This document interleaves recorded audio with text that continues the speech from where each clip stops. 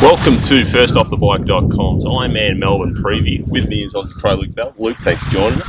Afternoon, lovely day out here on the run course here at Ironman Melbourne.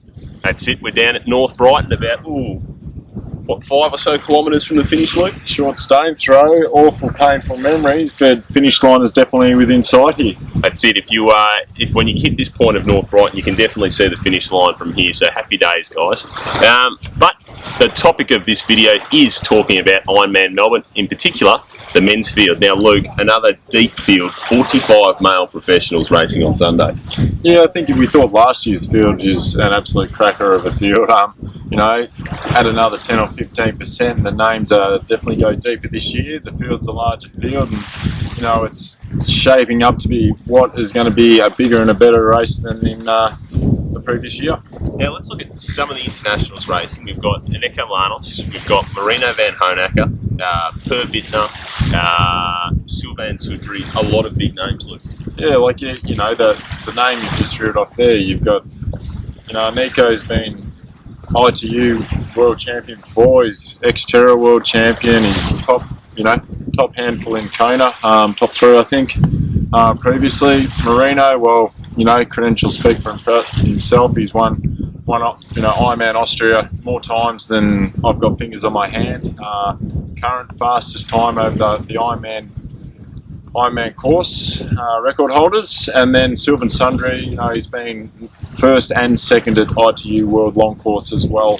I think one year he may have got second to Tim O'Donnell, and another year he took home the gold medal himself. So definitely depth in Ironman long course forms of triathlon racing. And then we've also got guys like obviously Tom Lowe, Jeremy Jerkowitz, Victor Del Coral, just to name a few. Jan Raphael, another good name from Kona last year. Yeah, definitely. Jan Raphael's been around for years. He was on the Commersbank team, run by Norman Sadler for many years. Always an exceptionally strong performer. Raced him in Texas a couple of years ago. I think he was maybe coming fourth, just behind me there in Texas. Tom Lowe, absolute animal on the bike, big guy, performed well. I think he's been just outside the top 10 in Kona, but an exceptional bike runner. Not so much in the water, but obviously, being the partner of Chrissy Wellington himself and hanging out with the likes in Boulder, he's another one well renowned. And then another name you throw into the list off Abu Dhabi that's come back into recent forms, Tyler Butterfield as well. Been triathlete, raced Olympics for Bermuda, raced for Garmin Slipstream, back to triathlon now, and had an absolute stellar race over in Abu Dhabi and crossed the line in third place, yeah. Correct, yep, and has come out here since with partner Nicky Butterfield, and they're both on the start line come the weekend. That's right, and having watched Tyler race over there in Abu Dhabi, he had a terrific race. He was with them for about 185 kilometres on the bike, and when guys like Freddie Van Leer know that they can approach that race without having to think about doing an Ironman, it's a credit to him to stay there for the full 185 out of the 200. But we've touched on the internationals. Now let's talk about some of the Aussies racing. Obviously, you're good selves racing. You're in good form. You're from Geelong. The other man that's in good form from Geelong, Christian Kemp's racing too. We've got Dave Dello. Obviously, the great man Craig Alexander's on the start list. Hopefully, he'll make it there. But let's just talk about some of the other guys. We've got Joe Gambles, Timmy Reed, Matty White. There's no shortage of Aussies, Luke. No, and I think, it's a credit to Australia, and, it just shows that every year we can continue to produce, not only stellar ITU athletes, but our depth in Ironman racing is, I think, second to none anywhere around the world, and has been for the past few years. Everyone used to talk about the German powerhouse as being the dominant ones in Ironman triathlon, but if you go back 5 or 6 years now, I think Australia is definitely top of the podium, and by a long way at the moment in our depth in the sport. You throw in names as well. Tim Burkle's back and in good form. Leon Griffin's looking as skinny and as in shape as he has been for a long time, and looks very determined and focused. Obviously, Kempy's in absolute cracking form this early in the season, and I think everyone will be on the sideline waiting to see what he can produce over the Ironman this early in the year, and then how it then affects him for later on in the season. Even he's come out and said he's quite wary that, having form this early in the season is great, but to be able to hold it and then back up later in the year, he's quite, I guess, nervous about.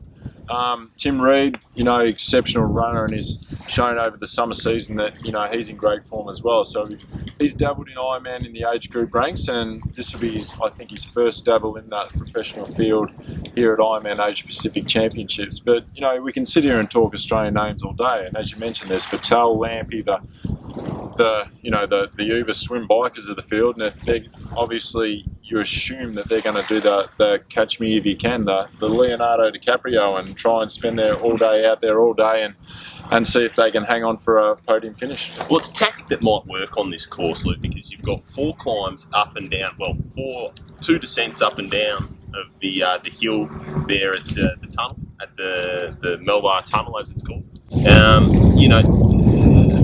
A move could get away, providing conditions are right, I suppose. Yeah, it is. Last year it's hard to argue that you can get better conditions, but this year, you talk about the tunnel. It's not a massive hill, but it's enough, and it is at points in the race where the body is starting to fatigue on that second lap coming in and out of it, and then you throw in the slight wind factor. I think all the locals here know that out on Eastlink there is no hiding, and any wind will be a crosswind. So it's not like you're going to get a head and tail winding and sit on the back of a bunch and sort of get towed around somewhat. If there's a slight breeze, it is exponential. So as the breeze increases, the strength of the athlete's going to have to be a hell of a lot stronger to push into it. So it'll be a crosswind out there if there is any breeze at all. But at the minute, we're looking at 24, 26 degrees, a slight wind. It'll be interesting to see how that slight wind plays out on race day, and it could help the likes of Mattel, Lampy, and the exceptional cyclists of Marino, and another name we have failed to mention so far is the likes of Jordan Rapp turning up as well, who's of course he knows his numbers, he knows his figures, and he's one to stick by him, but he knows what it takes to get to the line in 8 hours 10 minutes. Yeah, he's obviously one of the most consistent athletes across all 3 disciplines. Obviously in Kona he's had trouble with his swim, but being probably, we think it's going to be a wetsuit swim on the weekend, that's probably going to play into his hands. Yeah, it's been interesting. Everyone thinks Melbourne's that cold place and the water's going to be quite chilly, but the bay at the minute's hovering at that 23.5, 24 degrees. So it's right for the professionals. We're talking professionals only here.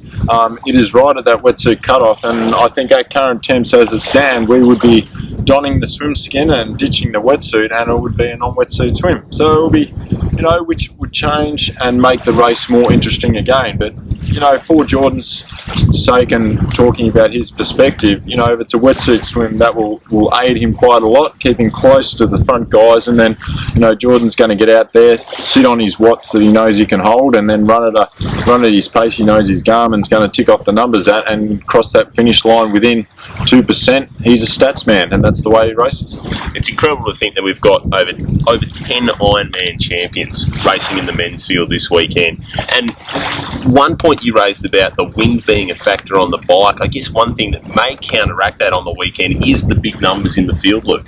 We've got 45 guys. That second group, of course it's going to splinter in the swim, being what could be a choppy swim on the weekend in Port Phillip Bay, but having such a big second pack, it's going to make it hard for, I suppose, you front pack swimmers to stay up the road on the bike. Yeah, it is, and it's something you'll look at race day and try and, as you say, roll with the punches. But obviously the bigger the field, the more the gap fillers there are, and if someone's trying to break away, whether it be a Marino or a Jordan Rapp or whoever, if the bunch is that big, there's some other guys that will surge and try and close that gap down, and they may not be there at the end of the bike ride, but for the first half to 3/4 of the bike ride, if they're filling gaps, other guys it keeps that bunch in one contention. It'll be one mass moving around. So yeah, the bigger the field does play into a fact, and will hinder the likes of, I guess, the other big Uber bikers trying to pull away. But it's one of those things also.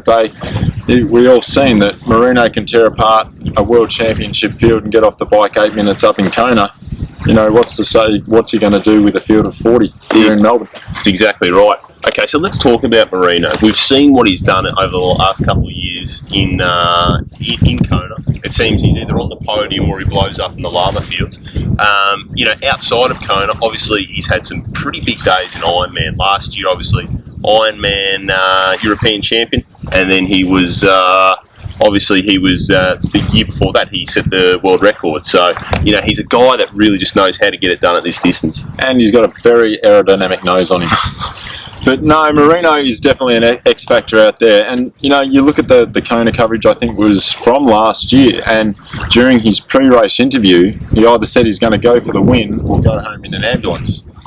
Unfortunately, last year he did. He went home in an ambulance cradling a bottle of Coke, and, you know, it was one of the most memorable pictures at the Energy Lab, just rocking back and forth with a 2-litre bottle of Coke. But, you know, we've also seen that he can walk away with a world record, sub 8 hours, you know, 7 hours 50 and change, thereabouts. So he's a bit of an X factor, because you never know what he's going to bring, but you do know he's always going to go for the win. As an athlete, do you risk it and go with him, and then either get a gap on the rest of the field or try and hang on with him? But then you've got to ask yourself the question, is he having an on day or an off day? Is he going to be sitting at the table hugging a bottle of Coke at 30 kilometres, or is he going to get to 30 kilometres and all of a sudden drop it down to 3:30 k's and run home for the victory? He's definitely got the talent, potential, and he's got everything in the world going for him, but he has shown that it's like the way he does love to race is go or blow from the cannon. For sure. Okay, so let's talk about Australia's big man, last year's champion, the course record holder himself, Craig Alexander. Is he going to make the start line, Luke?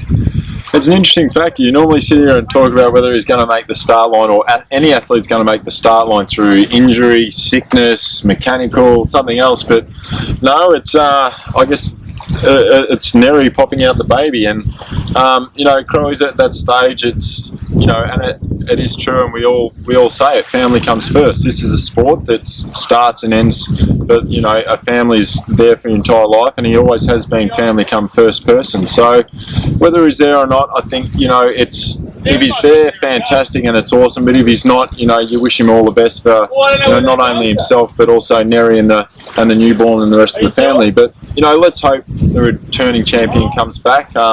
We all like to gauge ourselves against Crowy. He's one of the most consistent and reliable athletes on the planet.